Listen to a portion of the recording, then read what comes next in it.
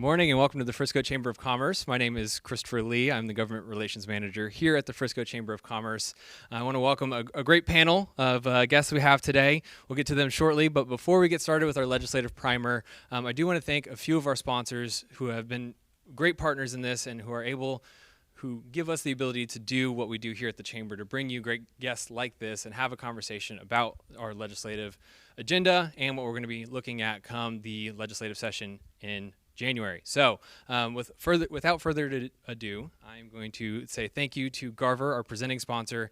Garver's been a great sponsor of ours throughout the years, and especially this year. So thank you, Garver. We also have innovator sponsor MTX Group, Bank of America, the Frisco Economic Development Corporation, Hall Park, RBFCU, and CoServe. They have all been great partners with us. We do have a few videos we're going to run of theirs in a moment. So once I step off, we'll run those. And after those videos run, our moderator, Chris Wallace, will pick it up from there. So again, thank you for joining us today. We look forward to have a great discussion with our panel. And we're going to go ahead and run those videos. Thank you. In 1919, when Neil Garver founded his own private consulting firm, he believed in the positive impact that firm would have on the communities where Garver designs would come to life. As his firm now enters into its second century, Garver still commits itself every day to the values our founder held dear. We believe in every job we contribute to. We believe in putting only the highest quality work into designing the city streets, the water towers, the airport runways and terminals and parking decks that will serve the communities where we work. Because we don't just work in these communities, we live in them. We are a part of them and they are a part of us. The people we love depend on the quality of water coming out of the water and wastewater treatment plants we design. We believe in keeping families connected, and the best way we can do that is through designing the green spaces, the trails, the bridges, the buildings, and the highways a community relies on. These are the necessities of life that help communities and states thrive, that keep our loved ones safe, that ensure our planet's resources will be here for our children and our children's children to enjoy. Because we believe in the next generation of life and the next generation of engineers, which is why we invest so much into STEM programs across the state of Texas. We believe when a client selects us to design their project, they bestow a great responsibility on us to be their trusted advisor when it comes to the professional services we render. But more than that, they are asking us to be a part of their community. It's an invitation we accept with pride.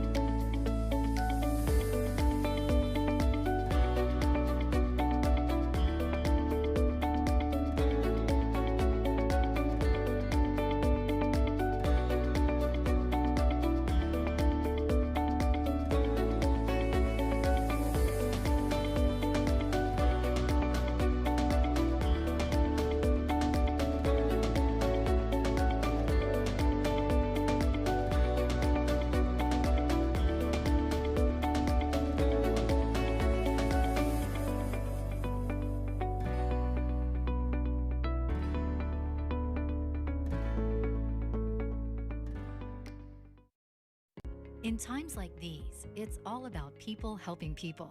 For more than 65 years, RBFCU has been going above and beyond for our members and the communities we serve.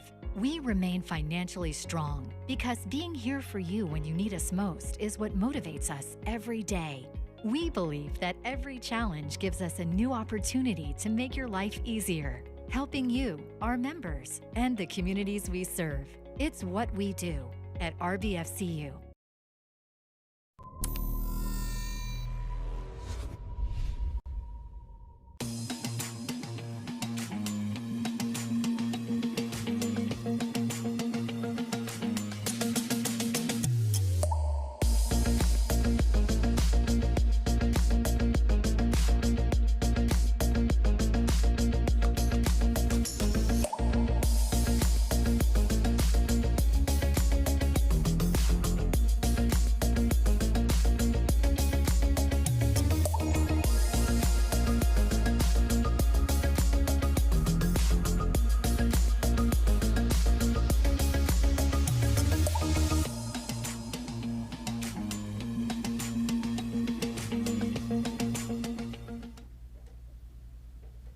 Christopher, thank you very much. And Tony and the great team at the Frisco Chamber, thank you for hosting us for this conversation with several of our leaders from the Frisco area, state and local leaders. We are happy to have such great leadership here to have this conversation today.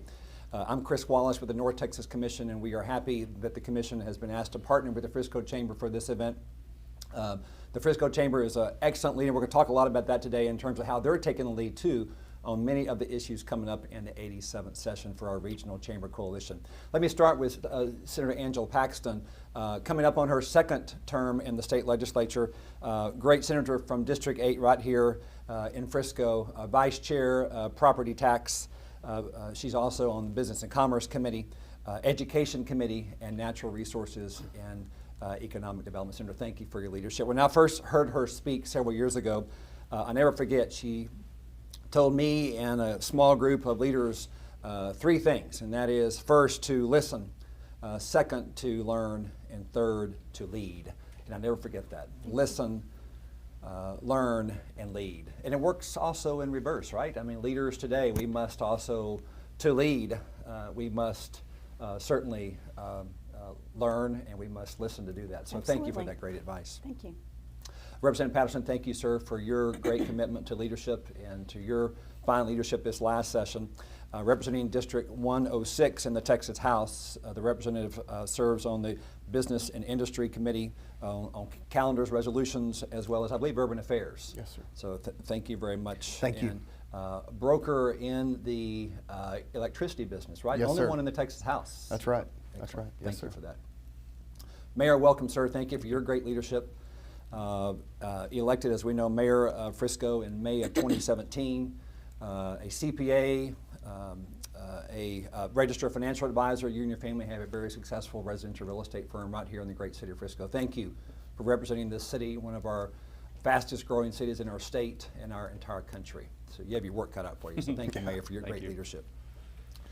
I want to talk first about the election, right? Top of mind, and then we'll get into COVID and economic response and some issues later. But let's talk about the election. We have, of our 41 House members within our North Texas 13 county area, 7 are new. We have 9 senators. We have, of course, 1 open seat that will be runoff on the 19th of December. In terms of federal, we have, of our 13 members of Congress, 4 of them are new. So we're going to be orienting some new members of the Texas House. We're going to be orienting 1 new member of the Texas Senate coming up, and of course 4 in the our congressional delegation. But let's talk about the election. Republicans again swept all statewide races. There was no net change in the House majority, right? So 83-67.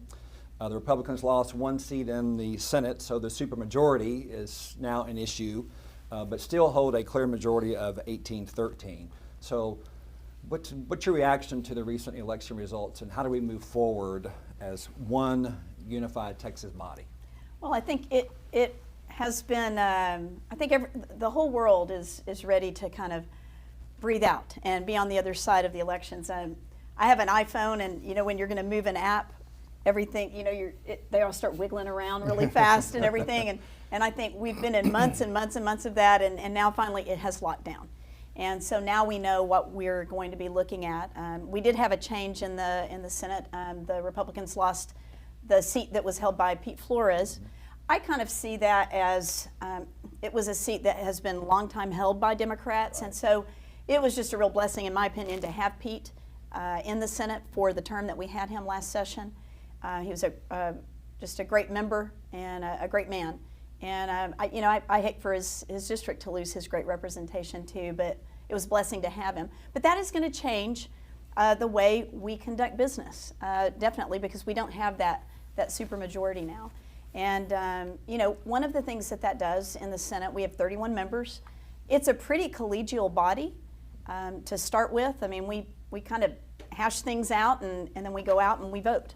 And I think that what we will see in the Senate is just more focus on doing that work and leveraging the personal relationships we have with people, making sure that we come to the table with something that we think can be a win-win.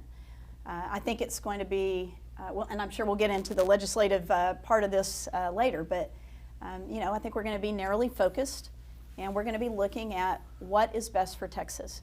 And I think we all know what that means. It's the economy, it's education, it's how we're dealing with this pandemic and all of those things.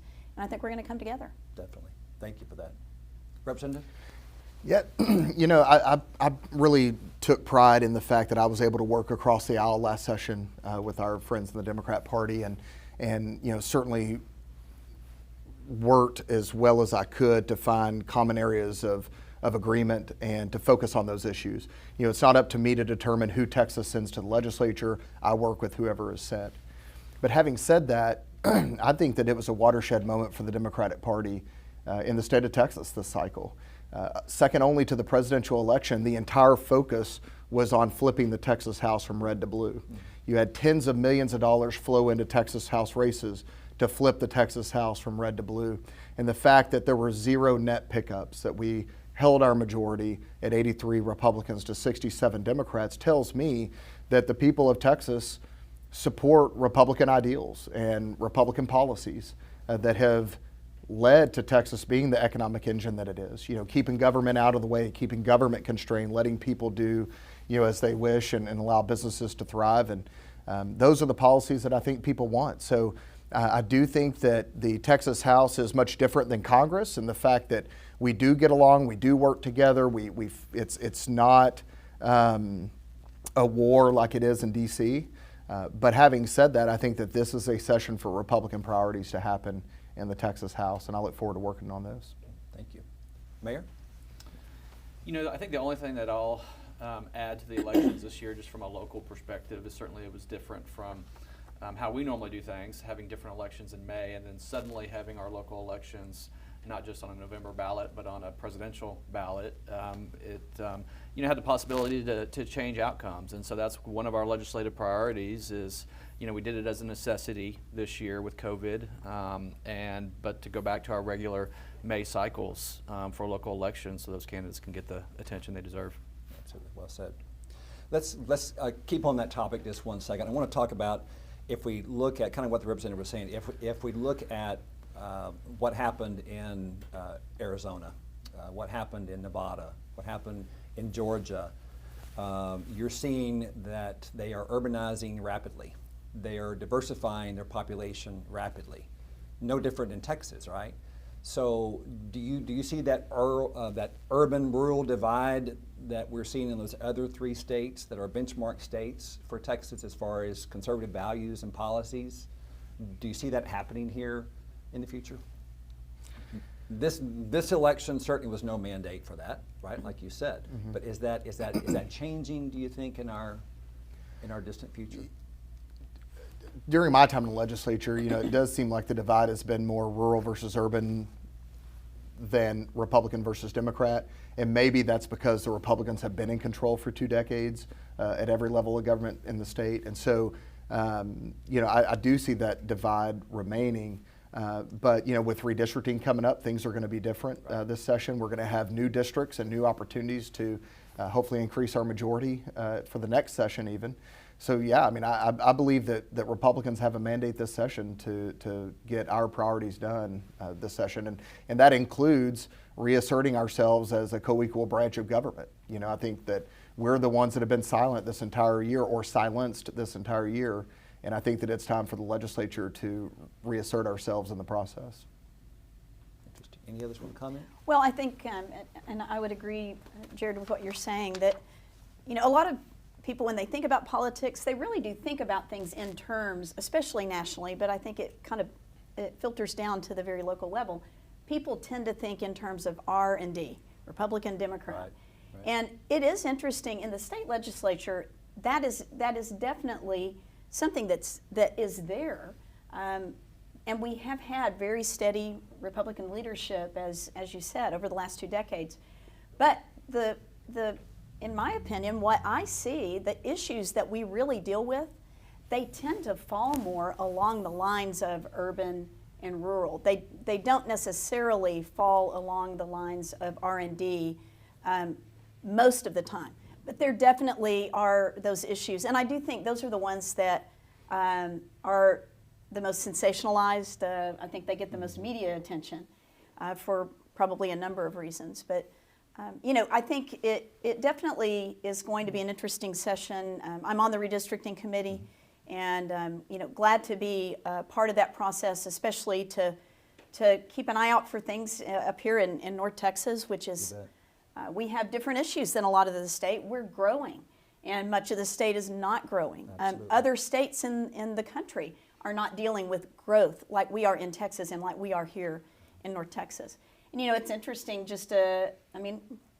barely a week ago, I think a lot of what everyone was wondering was, are we going to keep that majority in the Texas House? Not just because are we going to keep the majority, but the implication, of course, then is who will be the speaker. And so I know that a lot of folks were thinking through the dynamics. We were thinking through it in the Senate. I know I was. I'm sure you were. What changes and how would we navigate if we don't have a Republican speaker in the House? And but now that we do, I think it sets up a different sort of trajectory.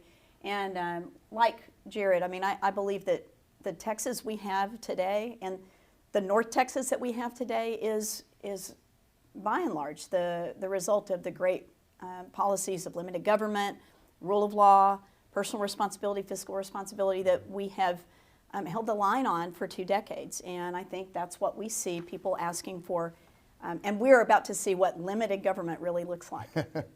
And that low regulatory environment, right? Exactly. We have an environment in Texas that's conducive for business relocations, expansion, and we've got to continue that. So thank you for each of your leadership for helping with that. Let me, so that's a good segue, Senator. Let's talk about the 87th session and preparing for that. Redistricting is going to be top of mind. I heard Chairman King, representative, recently say that we may have numbers earlier than July, earlier than the deadline. Do we think that's going to happen during the regular, or do you think it would be a special that we're looking at that? The most recent information that I have received, and of course you're talking about the census numbers, right? Right. So my understanding is that it has been stated that that numbers should be finalized, the census numbers should be finalized by December 31st, that the census is more or less being considered complete as of December 31st. So then the next question is, when will we get those? We've been given projections, anywhere from March until after the legislative session ends. And of course, that sets up really different scenarios for how redistricting happens. And, right now, the presidential election is still kind of, again, like the iPhone, kind of wiggling around a little bit. People are looking at what will a Biden administration do as far as delivering those? What would a Trump administration do as far as delivering those numbers? And so we just have to wait and see. But what we do know is we can do our congressional redistricting in a special session. We can't do our legislative redistricting in a special session. And so I know that as a member of the redistricting committee, as any member of the legislature, I know we've been put in a position to address that, and we want to. We want to be the ones that do that. And so I am very hopeful that we're going to, I hope we do get the numbers so that we can do it. That's what we've been sent there to do. A lot of people don't know what happens if we don't get those numbers in time. And so there is a process that's already in place in the eventuality that the numbers don't come to the legislature in time before the end of the session for the legislative redistricting. And what would happen is it would go to the Legislative Redistricting Board, which is a 5-person committee. It is made up of 5 statewide elected officials. It's the governor, the lieutenant governor, the speaker, not the governor. Now I've messed up. I'm not sure. I don't think it is the governor. I know it's the land commissioner, it's the comptroller, it's the attorney general, the speaker, and the lieutenant governor. Yeah. Sorry about that. Yeah. Apologies. So that 5-member board would then have the authority to redraw the lines. Has that happened before in our state? I don't know. History? I don't know. It's interesting. But 3 of those 5, an and of course, interesting process, yeah. you know, I guess one of the things that we all see with that, those are, you know, all 5 of those members are Republicans. Yeah. So, you know, that's kind of the fallback. And then, of course, we would come back for a special session To act on that. to act on the other other seats. We stand with almost complete count, very close, considering all the hurdles that we had, to probably gain 3 congressional seats, maybe more, when other states who we compete with are losing congressional seats. So job well done by everybody on a somewhat complete census with all the hurdles that we had. Anything else, Representative, you want to add? I mean, I'll just say that, you know, going back to the mayor of Frisco here, you know, it's because of communities like Frisco that people want to move to is you know, part of the reason why Texas has grown so much. You know, it's certainly the business environment, the climate, the low taxes, low regulation, all that, but it's also boots on the ground in our communities that are building communities that people want to move into. And so that's, you know, for our school districts, for our communities, and all that. So I mean, that's kudos to you, Mayor, and to the folks here in Frisco for building a community that's one of the best in the country. Absolutely. Yeah, I'll jump on that as well. I mean, it's interesting watching it through the lens of the fastest growing city. I mean, we're adding 1,000 new residents every single month here in Frisco, and most of those are coming from outside of Texas. Some of them international, and picking Frisco as a destination. What we're seeing, which is fascinating, is a flight from bad policy. So we're seeing a lot of California residents and Washington residents come here because they buy into what we're doing as a state and what we're doing as a city in a region. And so we haven't seen those shifts in that thinking. The point about redistricting that I do want to mention is it is difficult in the city of Frisco being drawn in 2 counties. You know, divided 50 in Denton, 50 in Collin. It's a real blessing to have, you know, Jared, who's a Frisco resident, serve us, but the Collin County representative seat, you know, Holland has been very good to Frisco, but his district is wonky to say the least, you know, kind of a barbell. And so it's important to us as a city, as, you know, you're thinking through that, is that we have, you know, wholly position in Collin County. Hopefully a Frisco resident, selfishly, where we're the majority of the population is what we're seeking, but you know, certainly where we're staying within the region. Yeah, and talking about redistricting, I mean, because the region has grown so much, at least from the Texas House standpoint, you know, that 5th part or that partial seat that is in Collin County will turn into a whole seat. It may not have the same geography, but you know, a whole seat. And then in Denton County, where we currently have 4 representatives, we will end up with 4.5 representatives in Denton County as well. So lots of changes on the way for this area. Absolutely. I think wonky is a technical term. Yeah. As we're talking about it. Well, and actually, the Senate district that I represent, you know, I represent in the Senate the Collin portion of Frisco, and there's another city that's in Senate District 8 that is also split counties, and that's the city of Richardson. And so there's some things that I think we'll be looking at all of that to make better sense. As right, far as to look at lines. how that really works now. I mean, 10 years ago, Yeah, you know, we've changed a lot in the last 10 years. A lot of And growth.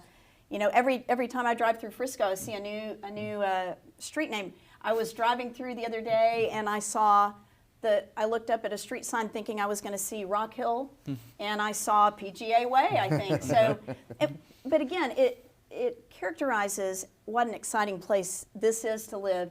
You've got families moving here because there are good job opportunities, great schools. We've got businesses moving here for the same reason, and so it's a great thing that's going here, and we just want to make sure that we're organized in a way that people are fairly represented in the legislature. Senator, let me ask you, there was some talk that the Lieutenant Governor, and I don't know if it's true or not, was asking senators because Sure, of it was the true if challenges. the Lieutenant Governor said it, right? Asking senators to maybe limit their number of bills filed. I'm not seeing that in the 3 or 4 days now of bill I haven't seen that filing. either. And so, do you think we're going to see, we're having around 800 or so far, do you think we're going to see limited number of bills filed given our budget constraints, and that's going to be a top issue with COVID recovery? You know, I think, and Jared and I were talking about this a little bit before the broadcast began. You know, I think asking legislators to limit the number of bills they file is like asking kids to keep their Christmas list short or something, right? I mean, and you really don't have any control over the number of bills that anyone files. And Jared and I talked about this. I mean, there are a number of reasons that both of us file bills, and I'll let you speak for yourself, but I suspect, you know, my bill package will be smaller than it was last time. My focus is going to be on really what do I feel like I can realistically, within the bandwidth that I think we're each going to have, get across the finish line. But at the same time, I mean, there are bills that are very, very important to me that they may not make a blip on the radar at the statewide level, and they may not make the cut as far as getting a hearing in committee. I don't control that necessarily. Those are determinations that are made by committee chairs and by the Lieutenant Governor. But I do know that there are bills that constituents have brought to me that are very, very important to my constituents. They're very, very important to me. And whether or not they kind of make the cut through the process, I'm going to do everything I can to do that and represent my constituents well. The judge of a bill isn't necessarily whether it can be passed. I mean, I think if it's good, if it's right, if it addresses a need, and particularly things that my constituents have brought to me, I'm going to do everything I can to get those bills heard. But I do think that's where you're going to see paring down. Sure. Again, January, I mean, Who knows where we will be in January. I know I've talked with a lot of medical folks who've said, you know, every day we're moving closer to herd immunity. At the same time, we know that the pandemic is a real thing. I just heard this morning my birth mother and sister are just both diagnosed with COVID. My birth mother's in the hospital. It's a real thing. I am hopeful, though, that as we keep going, that, you know, we've got more treatments available. Monday there are some things coming out that I think will be very helpful. And I think we just have to, you know, you hope for the best, but you plan for the worst. And you build around the hard case scenario. Our prayers for her. Thank you. Representative and Mayor, I want your comments as well. So we have a presumptive speaker. 83 House members, including yourself, signed on. Yourself and 19 others of the 83 from our region, mostly ours, 5 Democrats. What does a Phelan speakership look like for North Texas?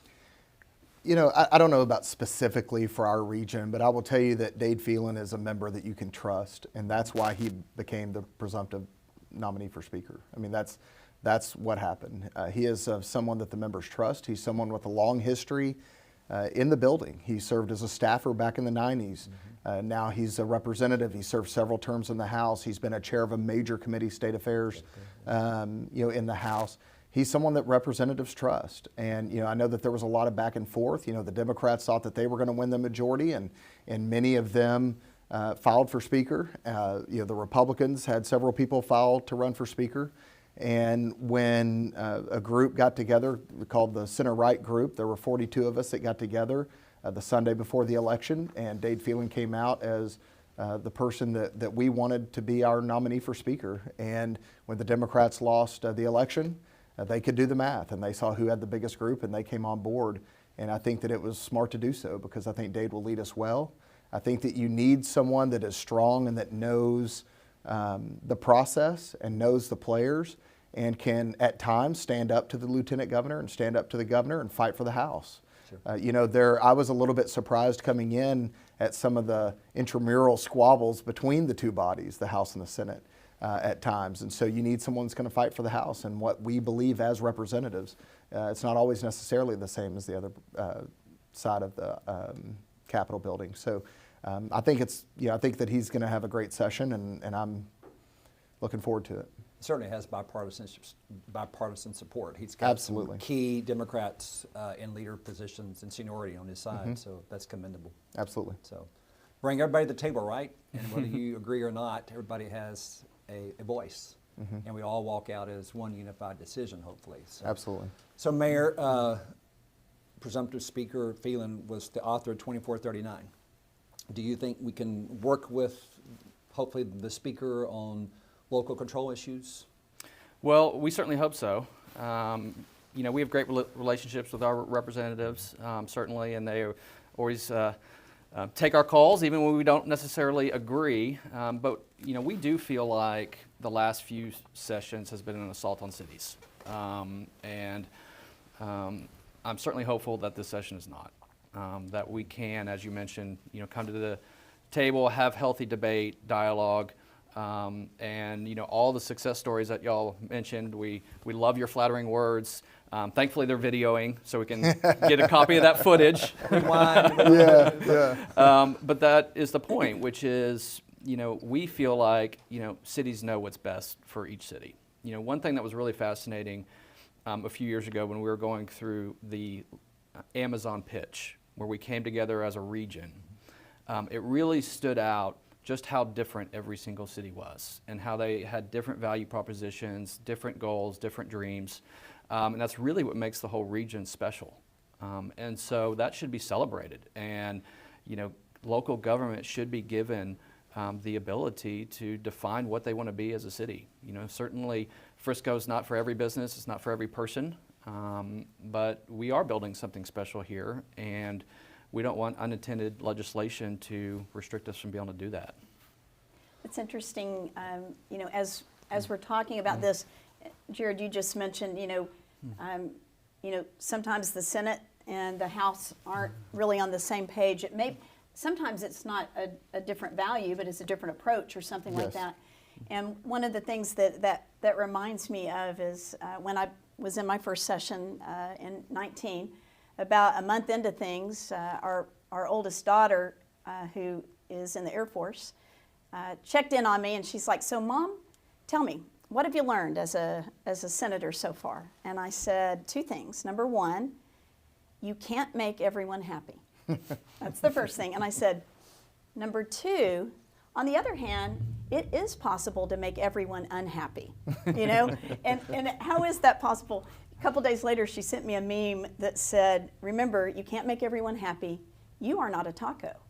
And so that's kind of been the joke in our family. But I say that because, you know, what you see here even on this panel, and with you as well, I mean, you know, so we all have common constituents that we represent. And the mayor represents them in a city perspective. You represent them in the House. I represent them in the Senate. I don't represent the House. I don't represent the city, right? We all represent the people, and that's who we all answer to. And so at the same time, we want to work together because we want to work in the best interest from our different perspectives to come to a place that we can all work, and and sometimes we don't all agree, you know, because we're not tacos, right? But I do appreciate having a good working relationship with both of these gentlemen.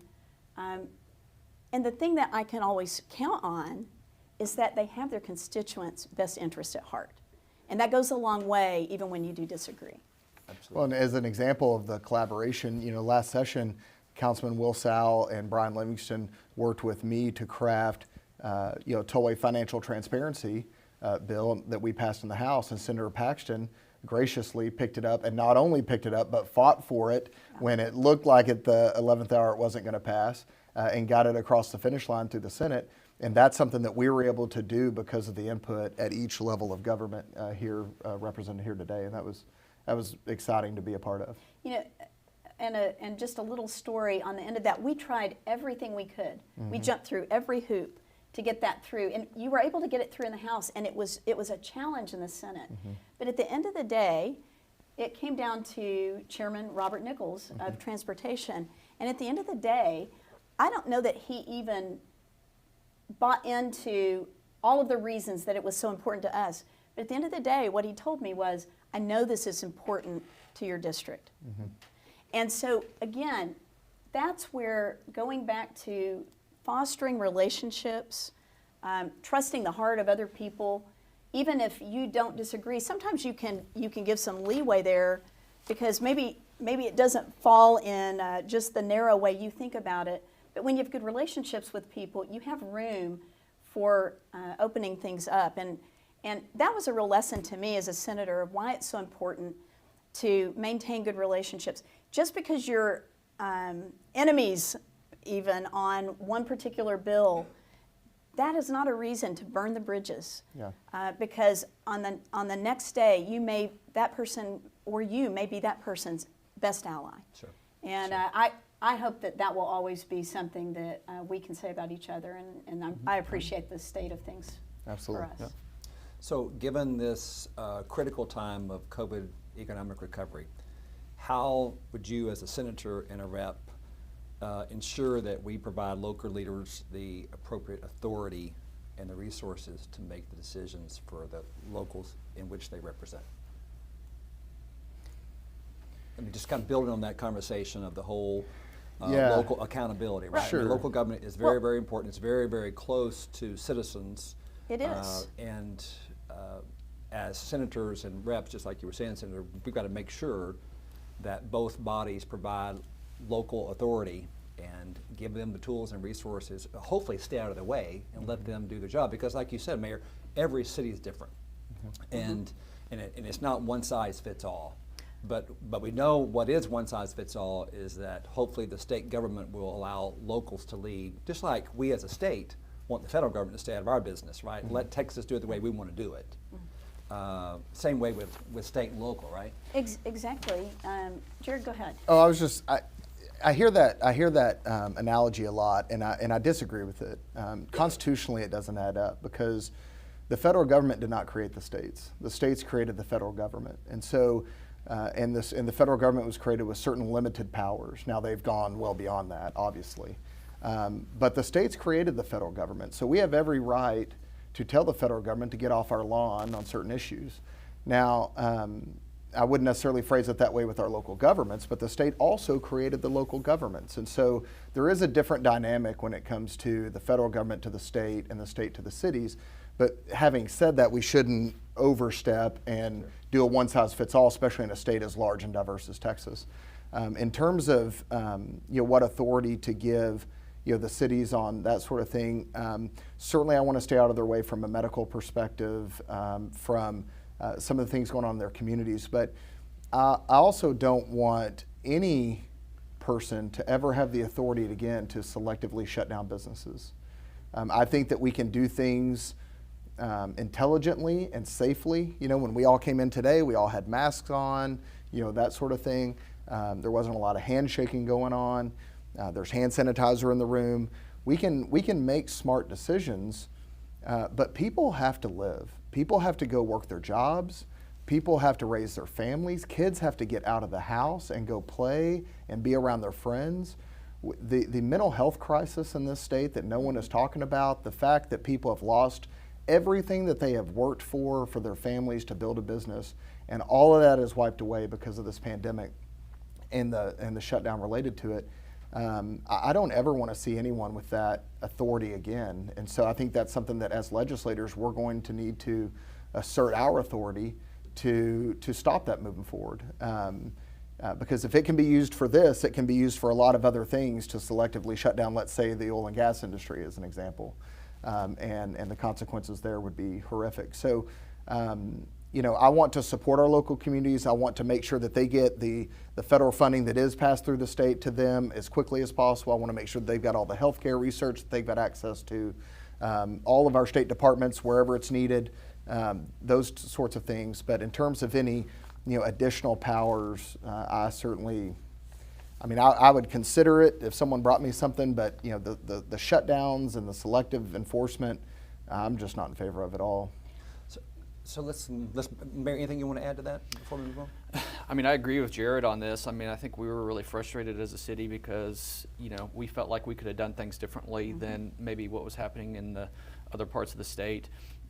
We took a voluntary compliance. We wanted to keep our businesses open. We just wanted to be smart about it. We worked with the chamber and Tony and try to help teach these businesses best practices and train them that, hey, your customer needs to feel safe, and this is how you do it, and that's how you get people to do the activities that you want to do. And quite frankly, I think a lot of elected officials way overstepped the emergency powers that are put in place. I understand back in March when there's a lot of uncertainty and fear and unknowns, but we're in November, and we have elected officials still using the emergency power ordinances, I think, that are way out of bounds, in my opinion. Well, and with hospitalizations like they are today, with number of critical care and ICU beds at a very minimum, right, compared to what we need, that's what's so scary.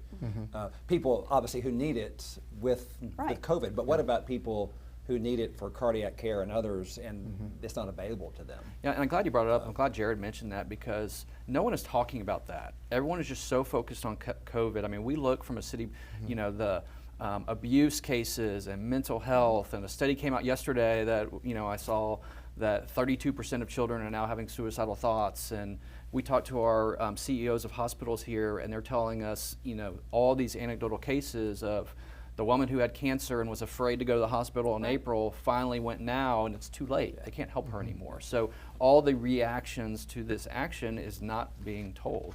I think it's you mentioned early on kind of my motto, which is listen, learn, lead. And I think this is the time for that. It is time as we're going into this session that we listen, which means observe, take account, pay attention, that we learn from what we have seen, and we lead based on those things. And I think, one of the things that I agree with everything both of you have said, one of the things, though, is that became very clear that we really just hadn't dealt with in this way is that, a disaster declaration, the emergency powers were not built with, were not created and designed with a pandemic in mind. They were built with natural disasters in mind, with the idea that this would be kind of giving the governor, incredible powers to act quickly and shore up the damage and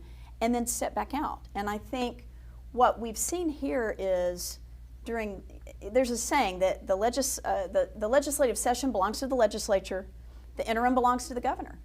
And that's generally true. But what we've seen is an interim that really would have benefited from legislative input, from the input of the representatives of the people. We've seen something in our state that the impact was different regionally, and that's part of what you're saying. And so to give the regions the ability, the flexibility to address the health concerns in the way that's appropriate for them. COVID is not the only thing happening, and I know, I have a mammogram every year, and it occurred I had to postpone my mammogram. No, I didn't postpone it. I'd just done it when COVID hit. But it occurred to me, there are women who are not getting mammograms right now. Their daily, Yeah, routines. they're not doing these things. They're not getting this care that normally they would, and that's not just true for breast cancer. That's true all across the board.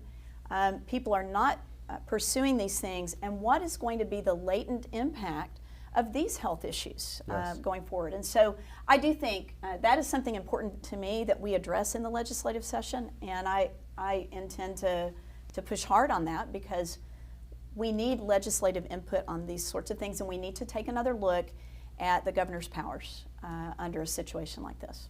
Let me ask you, in the few minutes that we have left, let me do a little lightning round of questions. for the three of your input. There are $5 to $6 billion or so, Representative, you were talking about taking the federal stimulus dollars, getting it down to the cities who need it. So there's certainly a big balance there that has not been used to date. Yep. Is that being held, hopefully, with congressional authorization past December 31st for the state to help balance a deficit budget, do you think? Or I wouldn't pretend to answer that. You know, I mean, the appropriations chair, Giovanni Capriglione in the House, and certainly Senator Nelson, my state senator over both in right Denton here in County. our region? Yeah, both right here in our region with an extraordinary amount of power. They're on top of that. What I would tell you is that Congress is broken, and I thank God every day that the Texas House and Senate does not act like our federal government acts, and we can actually get things done for people. Congress is broken, and because of the presidential election, they refuse to act and take additional measures from this pandemic. And so, you know, I just pray that they get their act together and do something soon, and so that we have a little bit better process to figure out what's going to come next. And so I wouldn't pretend to speak for those dollars specifically, but I would just say if we kind of know what the future holds, maybe we can work a little bit better on that issue. HB 3, landmark legislation, thank you both, in the last session. That is first and foremost, outside of COVID economic recovery, in our minds, that is first and foremost to sustain what came out of the last session in the next session regarding HB 3. Agree? Agree. HB 3 was the really transformational education bill that was passed. As a former educator myself, I've got a daughter that's a teacher right now, and another daughter that's about to be a teacher. We all know you cannot separate the economic future of this state from the educational present of this state. And so it is critical that we stay committed to making sure we're funding public education. Thank you for that. Just touch on local control one more time. SB 29, what was SB 29?